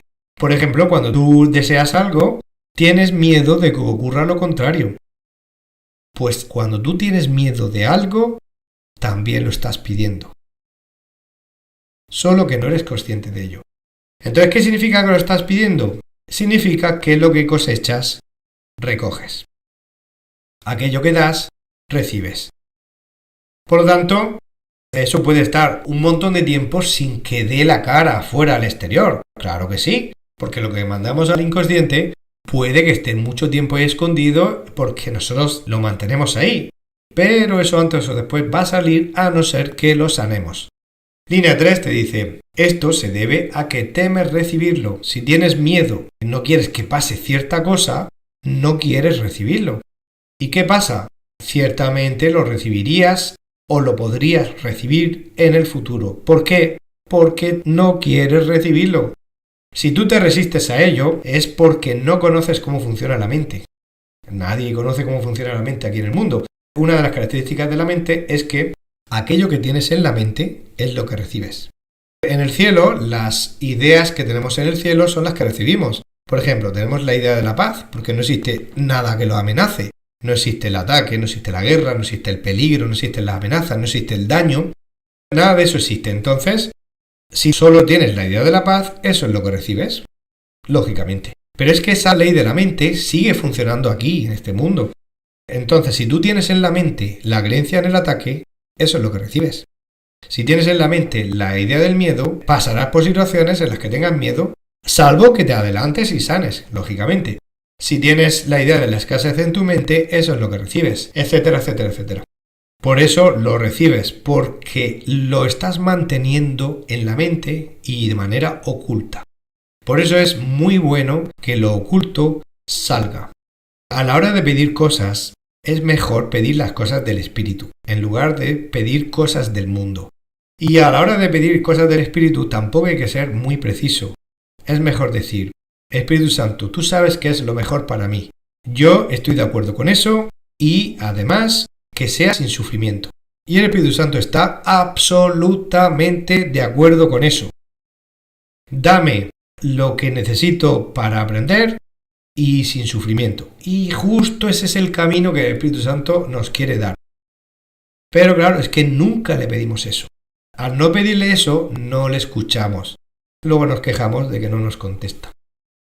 La línea 5 te dice, de ese maestro del ego nunca podrás aprender qué es lo que deseas, porque el ego solo quiere que seas consciente de tu deseo y no quiere que seas consciente de las consecuencias que ese deseo te puede traer. Si tú deseas algo, rechazas lo contrario, y si rechazas, tienes miedo. Entonces el ego hará de todo para que no te enteres de eso que estás ocultando y que temes en tu interior. Claro, no vas a aprender de él. Si él hace lo contrario, ocultarlo como sea, desviarte la atención, distraerte con el exterior, hace todo para que no lo sepas. ¿Y sabéis qué? Eso te da una sensación de seguridad. Claro, porque le tienes agarrado la mano al ego. Y el ego dice, qué bien se está sin la sensación de miedo. Pero es una falsa ilusión. ¿Por qué? Porque no tienes seguridad. Si estás apostando por el miedo, ¿cómo vas a tener seguridad? La seguridad es sanar el miedo, no conservarlo en la mente. Entonces, en la línea siguiente te está diciendo justamente eso. Te dice, tú no puedes estar a salvo de la verdad. O sea, tú no puedes esconderte de la verdad, no puedes salirte de la verdad, no puedes separarte de la verdad. Es que tú estás en la verdad, solo que no lo sabes. Entonces entras en esa ilusión de esconderte de la verdad. Lo escondes en tu mente y dices, ¿ves? Ya no existe. Pero eso es imposible, es un autoengaño, porque todo lo que está en la mente forma parte de la verdad. Solo que si esas ideas no coinciden con la verdad, ahí están esperando ser sanadas. Dice, solo puedes estar a salvo en la verdad. Si tú quieres que esas ideas que están ocultas salgan y las veas y ves que no son nada y que no hay nada que temer, porque es que absolutamente no hay nada que temer, te lo estabas imaginando todo. Si haces eso, te liberas del miedo y entonces la verdad lo llena todo. En la línea 7 te dice, la realidad es tu única seguridad. Claro, tu única seguridad es renunciar al miedo. Ahí es donde ya sí que tienes seguridad para siempre. Mientras tienes miedo, estás inseguro. Línea 8, tu voluntad es tu salvación porque es la misma que la de Dios. Y la línea 9 te dice lo mismo. Es que tu voluntad y la de Dios es la misma. Ambas dicen, fuera miedo, que haya alegría, que haya paz, que haya felicidad, que haya lo que siempre ha habido. Ambas están de acuerdo en eso. Pero mientras parece que vivimos en este mundo y parece que seguimos creyendo que la separación con todas sus formas existe, pues seguimos pensando que nuestra voluntad puede ir por un camino que no es la de Dios y eso nos trae consecuencias antes o después. Párrafo 8. Ninguna mente recta podría creer que su voluntad es más fuerte que la de Dios. Si una mente cree que su voluntad es diferente de la de él, entonces solo puede concluir o bien que Dios no existe o bien que su voluntad es temible. La primera conclusión da lugar al ateo y la segunda al mártir, que cree que Dios exige sacrificios. Cualquiera de esas dos conclusiones dementes producirá pánico, ya que el ateo cree estar solo y el mártir que Dios lo está crucificando. No obstante, nadie quiere sentirse abandonado o sufrir represalias, aunque es posible que muchos procuren ambas cosas. ¿Puedes acaso pedirle al Espíritu Santo semejantes, entre comillas, regalos y esperar recibirlos? Él no puede darte lo que tú no deseas. Cuando le pides al dador universal lo que no quieres, le estás pidiendo lo que no se puede dar porque nunca se creó. Y nunca se creó porque nunca fue lo que tu voluntad dispuso para ti. Desde la línea 1 hasta la línea 3, dice que todas las mentes que creen que su voluntad es más fuerte que la de Dios son mentes que en verdad no saben lo que estás diciendo. Primero creen que su mente es más fuerte que la de Dios, pero en el fondo lo que esconden es el miedo a este. Pero claro, el miedo a Dios queda enterrado en el inconsciente. En el consciente las personas confían plenamente en una voz que les asegura de que Dios no está, de que no existe, de que lo que opinan es la verdad. Claro, pero esto tiene una serie de consecuencias que derivan, pues, por ejemplo, al sentimiento de soledad, sentirse vacías, de desamparo o de que han sido abandonadas. Y buscan llenar ese vacío o haciendo o cumpliendo deseos en el exterior. Por ejemplo, adquiriendo materia, yendo de compras o comprando cosas distintas todos los días, o por ejemplo, cambiar de pareja constantemente, buscando cariño en los demás, o atención. O por ejemplo, buscando siempre, cuando te canses de la pareja, pues otra nueva, o no sabes estar solo, buscando simplemente compañía. Por eso luego dice que la primera conclusión da lugar al ateo, que el ateo piensa que Dios no existe y busca simplemente tapar ese vacío haciendo cosas en el mundo exterior. Y luego el segundo caso es el mártir, que es el que cree en el Dios, pero en el Dios del sacrificio, en el Dios de cuanto más me sacrifique y más sufra por Dios, este antes me dejará entrar en el cielo o me perdonará, o más contento estará conmigo. Cuanto más extremo y más grande es el sacrificio, más contento va a estar Dios, pero sin embargo nunca llega la recompensa. Siempre hay un sacrificio más que hacer o que este me exige. Y esto está basado en la idea de que hay que esforzarse para ganarse su cariño y su aprecio, porque todo parte de la idea de que Dios no nos quiere, o que Dios nos quiere poco. Y entonces pues tenemos que hacer grandes esfuerzos y compensaciones para que éste nos ame. Todo esto está basado en la idea de culpa, y como nos sentimos culpables, creemos que nos merecemos castigos. Como es el mundo el que nos trae castigos porque es lo que estamos buscando, entonces creemos que es Dios el que lo está haciendo y lo vemos como algo natural. Pero eso es fruto de una mente demente, porque querer que te castiguen o ser castigado es de estar loco. Y muchas veces eso se disfraza de espiritualidad o simplemente que está bien visto socialmente, y en los casos más extremos pues la gente se pega un cinturón con bombas y se inmola. Como un caso extremo de creer que eso va a ser un sacrificio para que Dios esté más contento con él, porque lo que ha hecho hasta ahora no vale lo suficiente. Las autoridades religiosas, el mensaje que están lanzando es que, por ejemplo, en la historia, aquellos que más han sufrido son los más santos. Si se sabe la historia de que han sufrido mucho, se les da el premio de que son más mártires y santos. Y entonces el mensaje que se está dando es que cuanto más sufras, Dios te quiere más. Totalmente. En el apartado 5 y 6, al final, nadie quiere sentirse abandonado o sufrir represalias. Sin embargo, cuando las mentes creen tener ideas erróneas, al final los frutos que recogen es creer que Dios te ha abandonado o al contrario, negar a Dios, que es lo que ha dicho nuestro compañero sobre los ateos y el mártir. Pero al final todo viene de que creemos que Dios nos envía los castigos y creemos que tenemos pruebas de que eso es así, pero es al revés. Al final, cuando tenemos ideas erróneas, creemos que Dios nos ha enviado esos castigos, pero es al revés. El mundo nos envía esos castigos, sufrimientos y situaciones injustas o pérdida de un familiar, de lo que sea. Al final eso nos sirve para buscar justificaciones de que eso es así y seguir en la rueda de que es normal esas situaciones de sentirse una víctima, ay Dios, ¿por qué me has abandonado? O lo contrario, Dios no existe y entonces esto es porque un mundo es injusto. Pero al final todo estaba producido por un rechazo a Dios.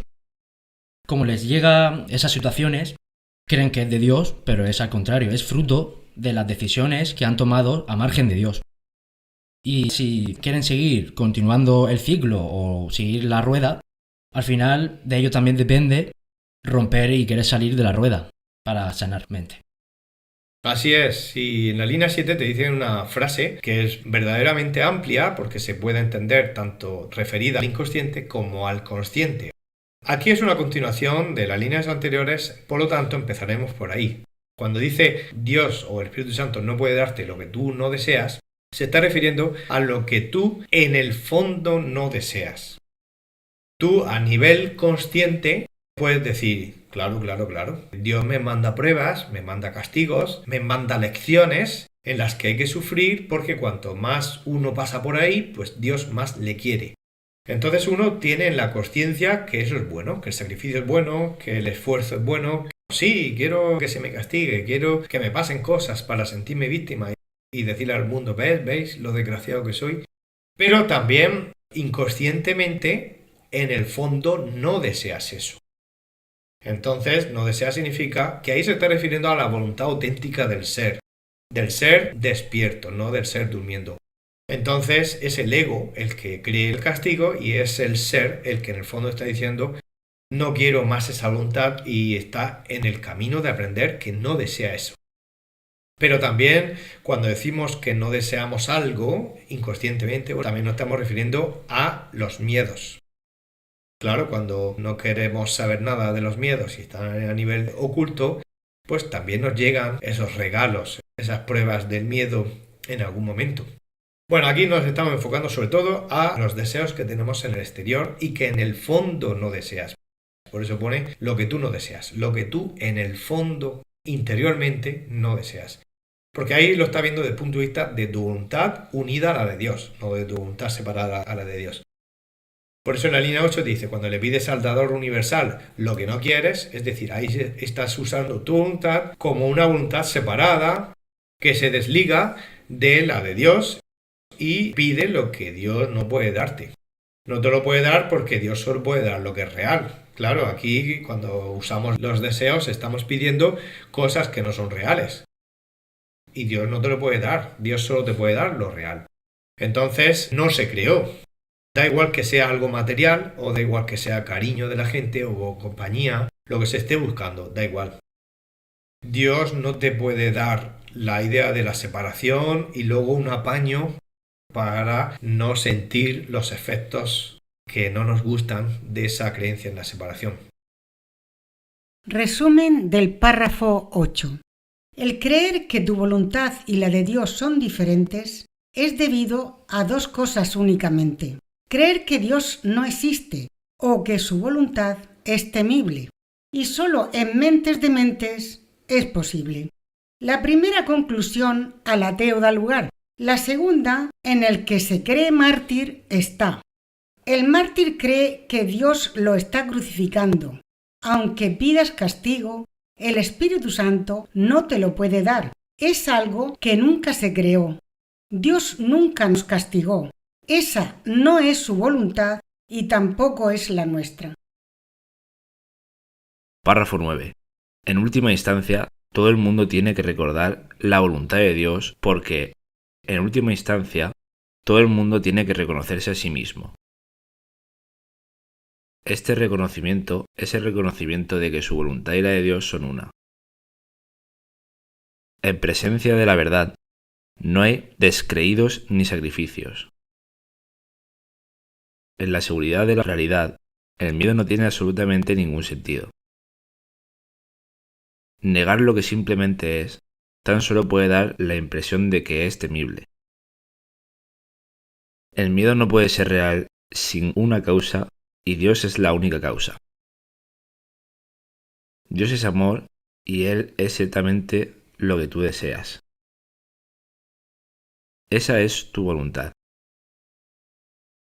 Pide esto y se te concederá, porque estarás pidiendo únicamente lo que ya te pertenece. La oración 1 dice, todo el mundo tiene que recordar la voluntad de Dios. Ese tiene que, cuando alguien considera que Dios pide sacrificios y pide obligaciones, pues puede considerarse como que es una obligación. Pero es que realmente todos somos los llamados a salir de este caos mental en el que estamos. Y esa es la salida. La interpretación es eso, que esa es la salida y en última instancia todos vamos a llegar ahí al recordar la voluntad de Dios. Y sentimos mucha alegría al descubrir una salida de este pozo. Y cuando uno todavía no quiere salir de este pozo, pues entonces tiene que lo considera como una obligación, una orden, un mandato que se le está imponiendo. Y uno se siente sacrificado a hacerlo. Y entonces hacemos asociaciones falsas y sumamos nuestro propio miedo a las cosas de Dios que realmente son liberación. La oración 1 también dice que también nos tendremos que reconocer a nosotros mismos, es decir, saber que somos el Hijo de Dios y que somos dicha y somos abundancia y somos amor. Y que tenemos la misma voluntad que Dios, que es lo que dice la oración 2, es decir, la voluntad de Dios y la mía son una. Y continúa diciendo en la oración 3 que en presencia de la verdad no hay descreídos, es decir, ateos, ni hay sacrificios, es decir, mártires. Cuando uno ha experimentado la verdad, ya no es cuestión ni de creer ni de sacrificarse. Dios existe y lo experimentas. Y como todo es placer, el sacrificio no tiene sentido. La oración 4 dice que en la seguridad de la realidad, el miedo no tiene absolutamente ningún sentido. Si el miedo es consecuencia de la creencia en la separación y tú estás en la realidad, sabes cuál es la verdad y la estás experimentando, el miedo simplemente ves con claridad que es solo imaginación y que no tiene ningún sentido.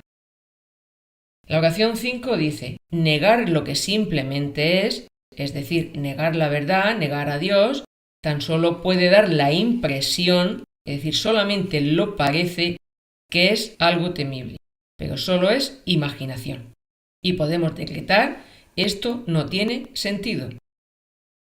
La oración 6 dice, el miedo no puede ser real sin una causa.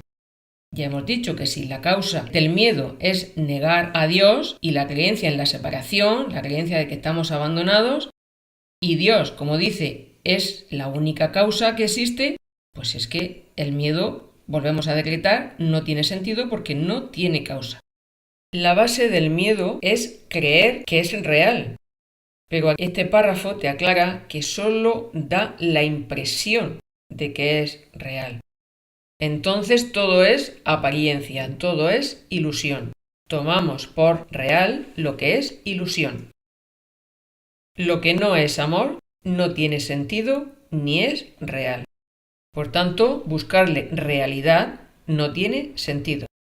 La oración 7 dice, Dios es amor y Él es ciertamente lo que tú deseas. De manera inconsciente, tú deseas el amor. Deseas la dicha. Como está en el inconsciente, el Espíritu Santo nos ayuda a hacerlo consciente si usamos la voluntad de Dios, que es la mía, para decir sí, quiero la verdad. Y la oración 9 dice, pide esto y se te concederá. Aquí el Espíritu Santo sí que nos concede, en el momento en que queremos la verdad, sí que nos lo concede. Continúa diciendo la oración, porque estarás pidiendo únicamente lo que ya te pertenece.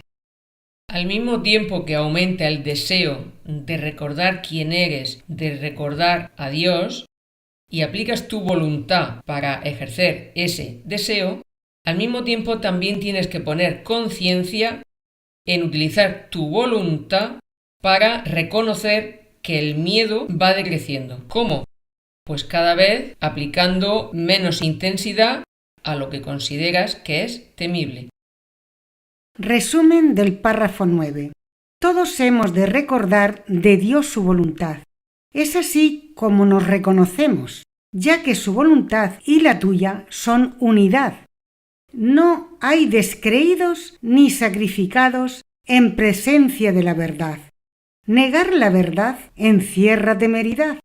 El miedo no puede ser real sin causa. La causa con que justificamos al miedo es excusa, propio de una mente confusa. En Dios no hay temor, solo amor. Eso es lo que tú deseas. Esa es tu voluntad. Pídela y se te concederá. Párrafo 10. Cuando le pides al Espíritu Santo lo que te podría hacer daño, Él no puede contestarte porque no hay nada que te pueda hacer daño. Y por lo tanto, no estás pidiendo nada. Cualquier deseo que proceda del ego es un deseo de algo que no existe y solicitarlo no constituye una petición. Es simplemente una negación en forma de petición.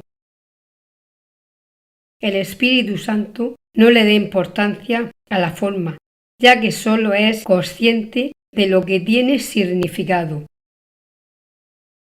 El ego no puede pedirle nada al Espíritu Santo, porque no existe comunicación entre ellos. Tú, en cambio, puedes pedirle todo, porque las peticiones que le haces a Él son reales al proceder de tu mente recta.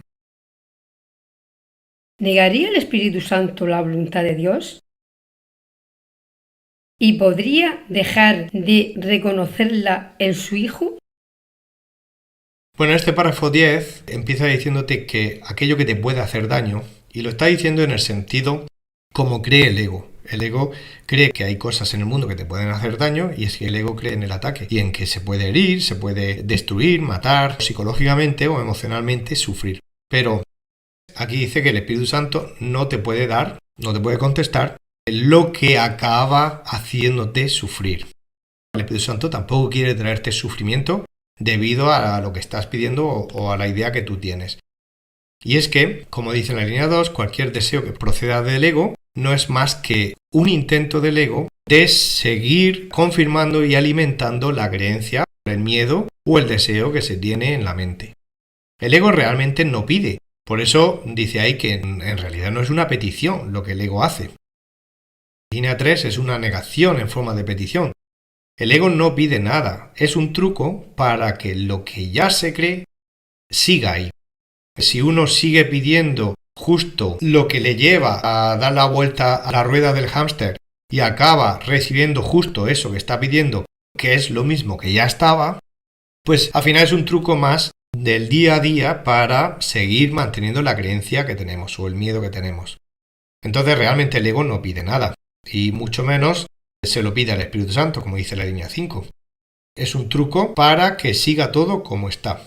Línea 3 significa, cuando pedimos algo desde el ego, estamos negando nuestra realidad. En primer lugar, porque cuando tú pides, se te ha olvidado que lo tienes todo. Entonces, si tú pides, estás negando que lo tienes todo. Estás negando que tu voluntad es la de Dios, que eres abundante, que disfrutas del reino, que tienes todos los dones que Dios te dio y tú también has dado a las creaciones. Estás negando todo eso. ¿De qué forma? Pues en forma de ilusión, en forma de ensoñación, en forma de meternos en un mundo de imaginación y de creencia en que ese deseo te va a traer algún tipo de felicidad, cuando lo que te trae es más sufrimiento. Entonces no tiene nada que ver con la realidad, tiene que ver con lo soñado, con el mundo de las ilusiones. Bueno, pues el Espíritu Santo, por razón de quiénes somos, escucha la petición, pero no le da importancia a la forma. No le importa que lo hagamos en forma de canción, en forma de poesía, en forma de mensaje directo o de pregunta directa o de petición directa. La forma no le interesa, lo que le interesa es con qué intención, qué se puede sacar de esto o para qué, ¿no? Entonces, si lo que estamos pidiendo tiene relación con la sanación de la mente, bueno, pues el Espíritu Santo está de acuerdo y nos lo da. Pero como cuando pedimos desde el ego no tiene ningún significado, pues el Espíritu Santo no se fija en la forma, sino en el fondo. Él declara, esto no tiene sentido, no hemos venido a esto, y esto te sigue retrasando en tu viaje. Por lo tanto, no se pone a mirar los detalles de lo que pedimos, o a ver cómo podría dárnoslo de una manera o de otra. No piensa nada en absoluto, directamente declara que no tiene sentido. Eso es lo que es el significado. Pero en las últimas líneas el maestro se está dirigiendo al tú real. No el tú que desde el ego quiere pedir cosas, sino el tú recordando quién es, que no es el ego, y que ya no está interesado en seguir alimentando la creencia o el miedo que ya tiene, o los deseos que ya tiene. El tú que empieza a plantearse que quiere unir su voluntad a la de Dios, ese sí que puede pedirlo todo, como dice la línea 6. Pedirlo todo significa pedir todo el reino, no pedir como hace el ego. El ego pide un trocito, porque el ego cree que tenemos trocitos y con otro trocito más y luego otro trocito y otro trocito se puede tener una especie de totalidad. Pero es que nosotros solo podemos pedir el todo, porque el todo no se puede dividir ni partir. Entonces, el todo es real. Y eso sí que lo puedes pedir porque ya se ha dicho antes que ya es tuyo. Por eso se te está recordando que ya lo tienes. Y cuando empiezas a recordar que ya lo tienes, empiezas a dejar de pedir. A lo sumo que te centras es en pedir orientación con respecto a qué hay que aprender, o qué hay que entregar, o qué hay que sanar. Todo lo que tenga que ver con la sanación de la mente, eso sí se puede pedir porque son formas de recuperar el todo en la consciencia. Entonces, El Espíritu Santo desde luego que no va a negar la voluntad de Dios, no va a negar cualquier petición que te devuelve la voluntad de Dios y la tuya, y muchísimo menos se va a despistar en su función, que la tiene muy clara desde el principio y que nunca la abandona. Por lo tanto, nunca se va a confundir con respecto a qué darnos. Lo tiene muy, muy claro. Resumen del párrafo 10. Si pides al Espíritu Santo algo que hacerte daño podría, no te puede contestar. En verdad, nada te puede dañar. Desear y solicitar algo que no existe no constituye petición. Tú, al Espíritu Santo, todo le puedes pedir. Estando en mente recta, no te puedes confundir. Párrafo 11. ¿No te das cuenta de la enorme cantidad de energía que desperdicias negando la verdad? ¿Qué le dirías a alguien que se empeña en intentar lo imposible, creyendo que lograrlo es tener éxito? La creencia de que para poder ser feliz tienes que tener lo imposible está en total desacuerdo con el principio de creación.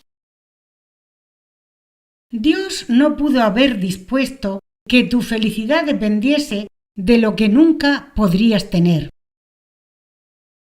El hecho de que Dios es amor no requiere que se crea en ello, pero sí requiere aceptación.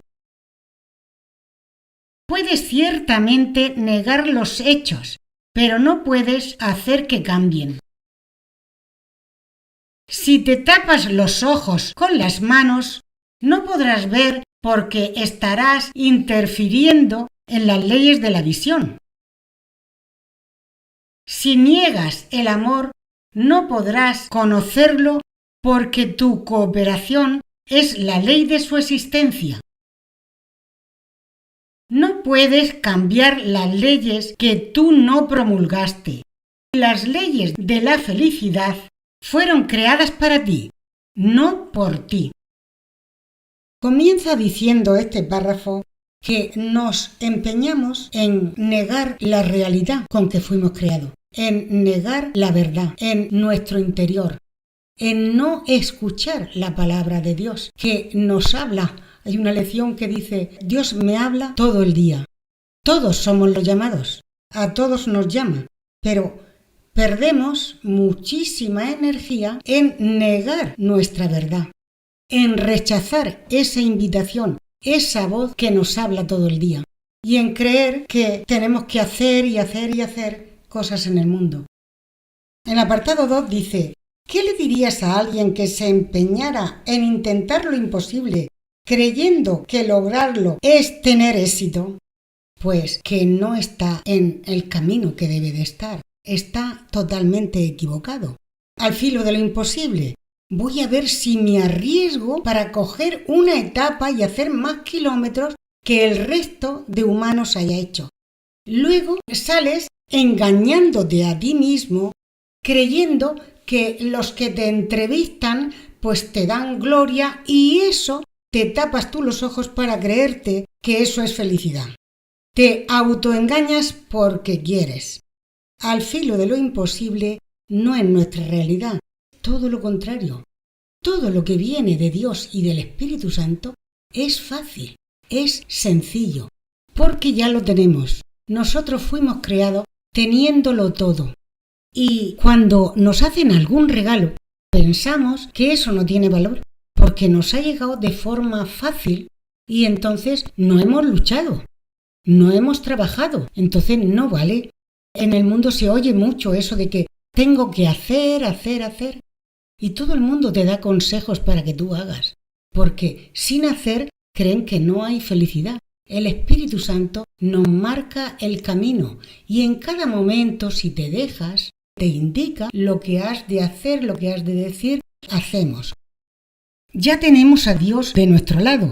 No tenemos que hacer nada para conseguir el ser que Dios creó en nosotros y para conseguir a Dios que está en unidad con nosotros.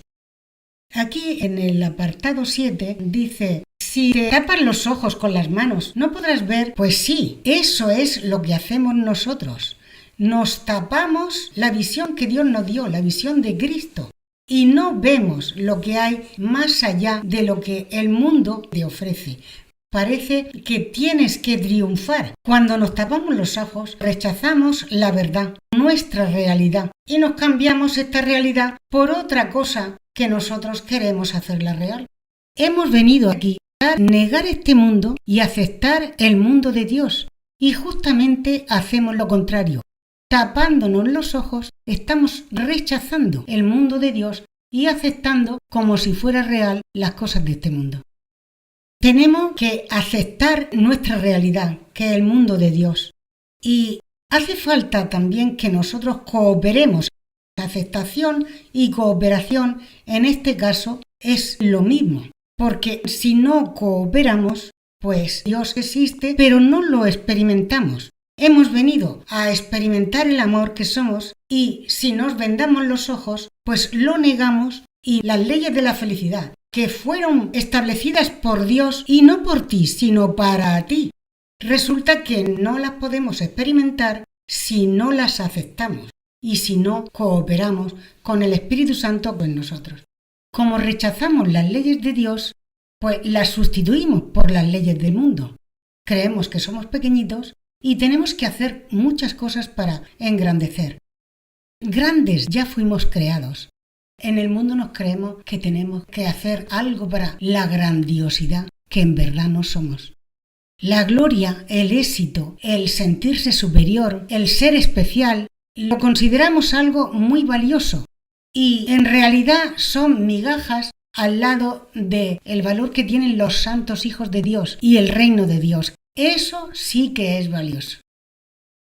Resumen del párrafo 11. Es una enorme cantidad la energía que derrochas negando la verdad. ¿Crees que para ser feliz tienes que tener lo imposible? Eso está en total desacuerdo con el principio de la creación. Dios es amor, pero si ello no lo aceptas, no lo experimentas.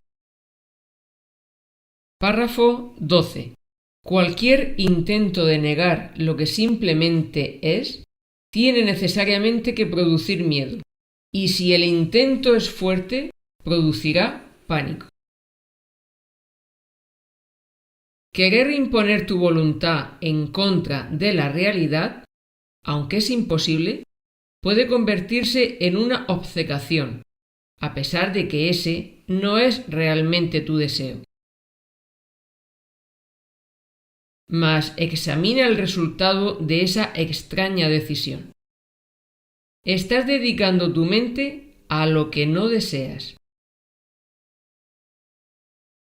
¿Cuán real puede ser esa dedicación? Si realmente no deseas eso que persigues, es que nunca fue creado. Y si nunca fue creado, no es nada. ¿Puedes realmente estar dedicado a lo que no es nada? Bueno, efectivamente, cualquier intento de negar lo que es, lo que existe, lo que es realidad, si lo niegas, no solo consumes una gran cantidad de energía, sino que trae resultados. Te da miedo. Si le pones mucho empeño, además, ese miedo se incrementa, produce pánico. Ya sabemos que el miedo lo queremos ocultar, tapar, que se vaya al inconsciente y mucho más el pánico. Cuando uno tiene un episodio de pánico, rápidamente acude al hospital porque, claro, lo lleva dentro y no sabe qué hacer para taparlo. Necesita que rápidamente le pongan una droga y lo tengan dormido un tiempo mientras esa droga le adormece esa sensación de pánico y puede hacer algo más al respecto, ¿no? Que simplemente estar drogado. La mayoría de personas no hacen nada y prefieren seguir con la droga antes de saber cómo se puede evitar eso.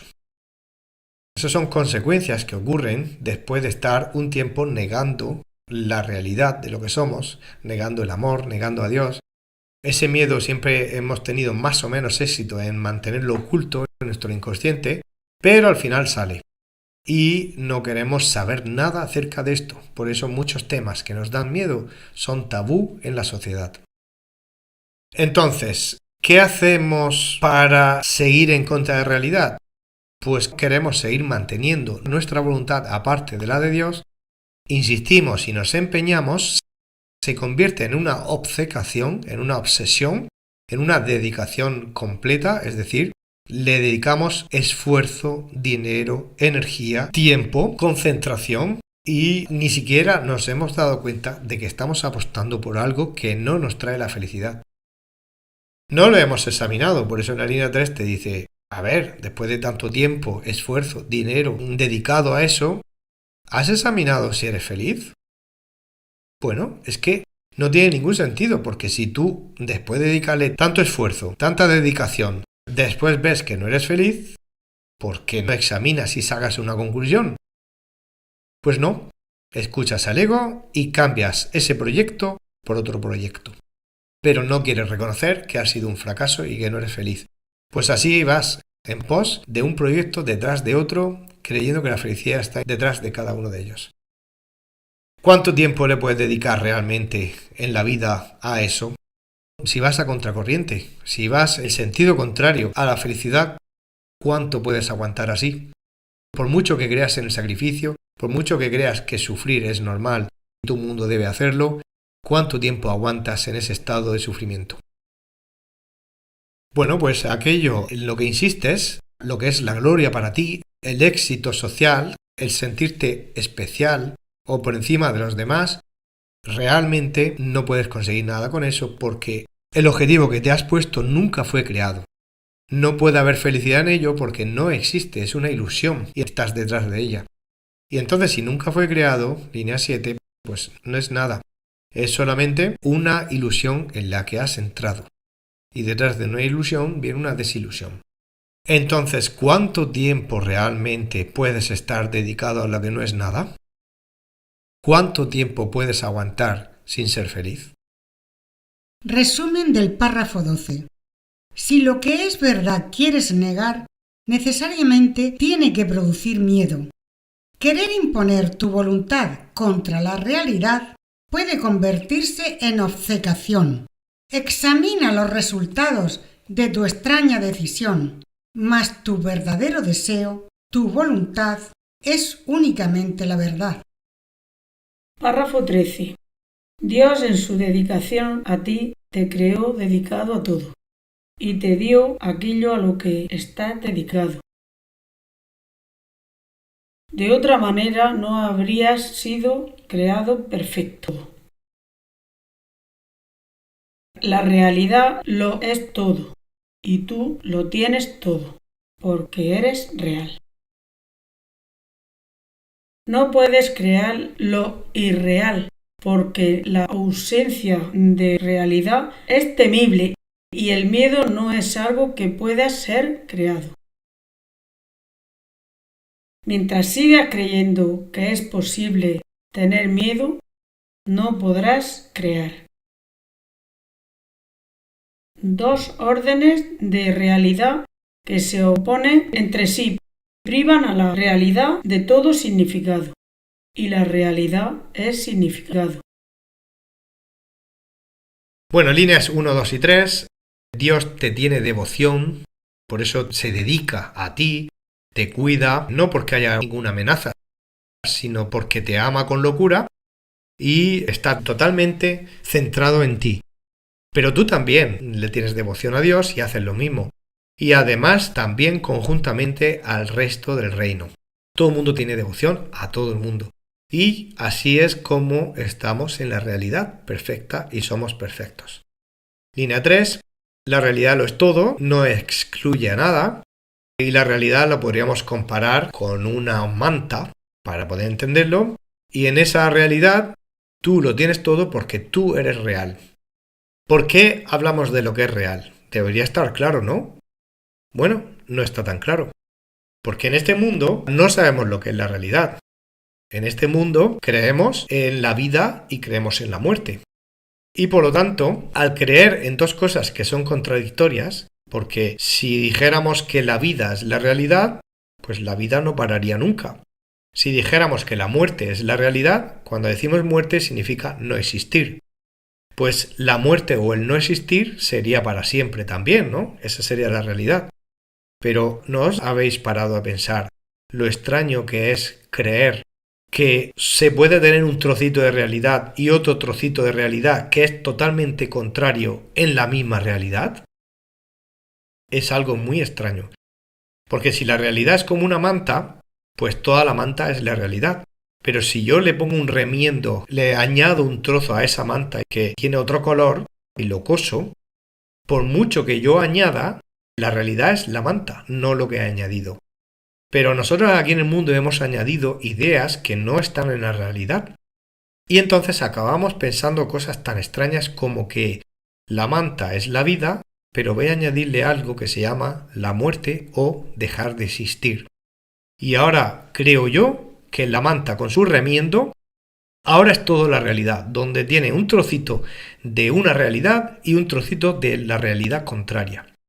Este pensamiento tan extraño lo hemos acabado adquiriendo, pero evidentemente no hemos usado la razón. Como San Agustín habló de fe y razón, pues aquí tenemos fe en que existe la vida, pero en realidad luego existe la muerte y acaba la vida, pero no usamos la razón, simplemente tenemos fe en ello o creemos en ello. Pero no somos razonables, porque no puede ser que digamos la realidad es la vida, pero eso se acaba y la realidad continúa con otra realidad. La realidad solo puede ser una.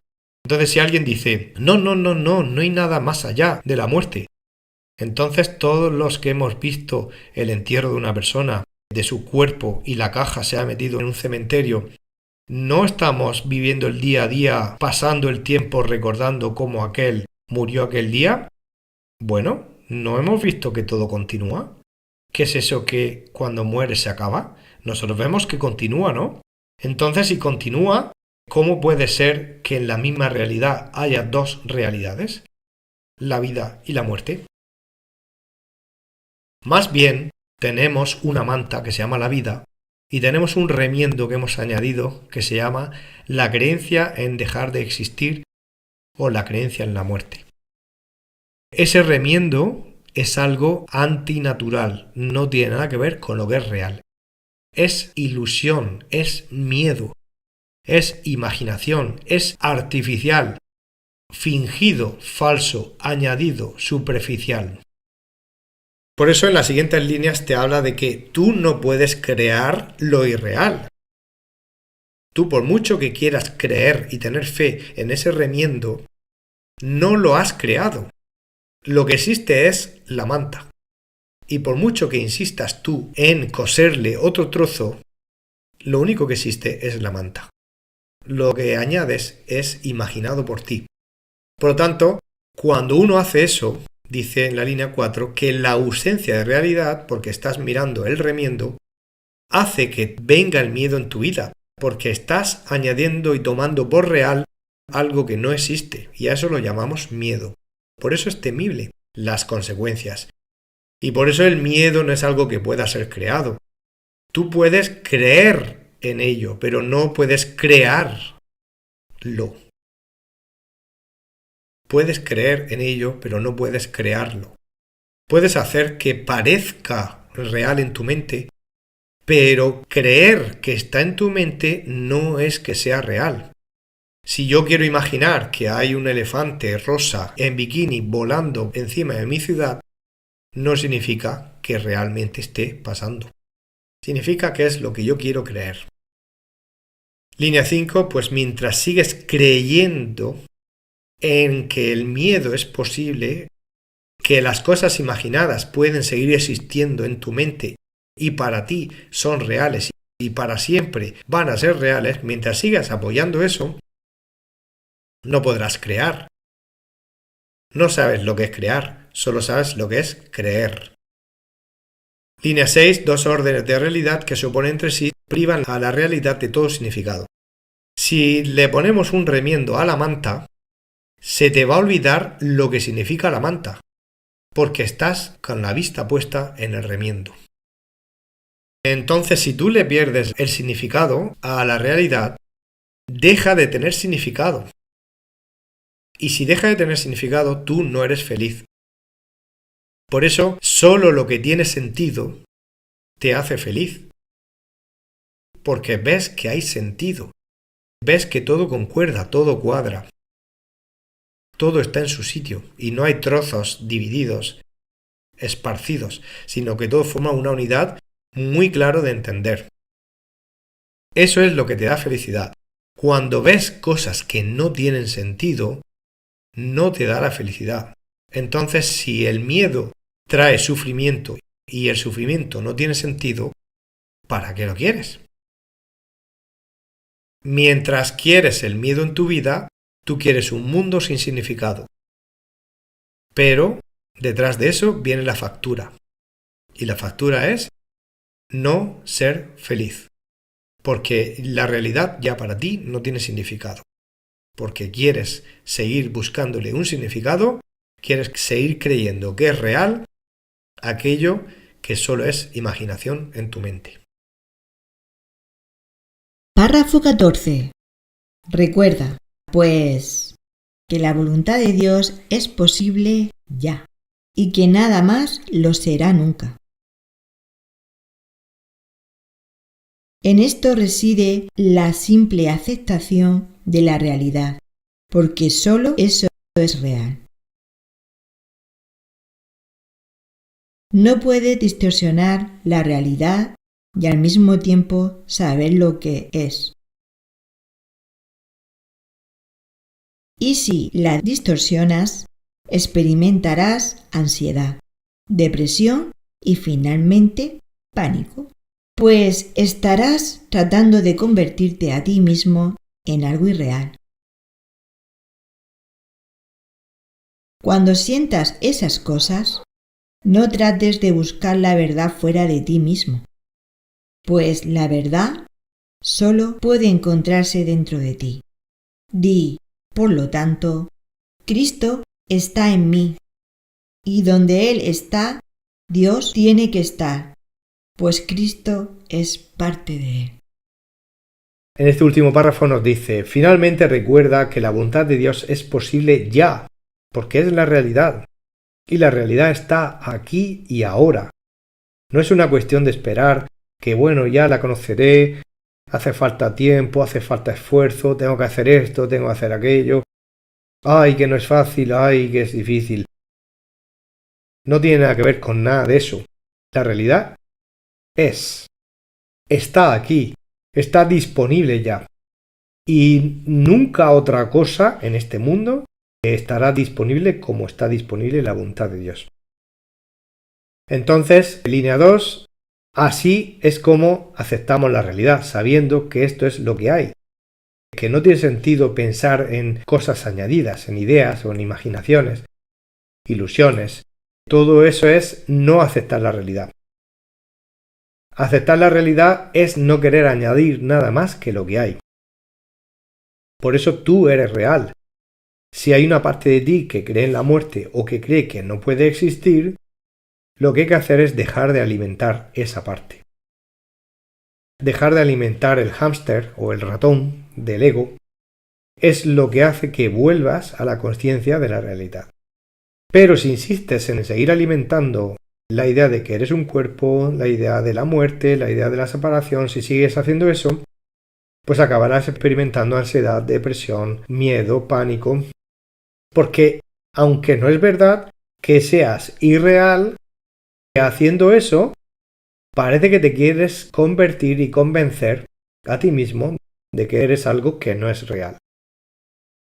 Evidentemente que eres real, pero hay una parte de ti que lo duda. Entonces, cada vez que alimentamos esas ideas, seguimos dudando.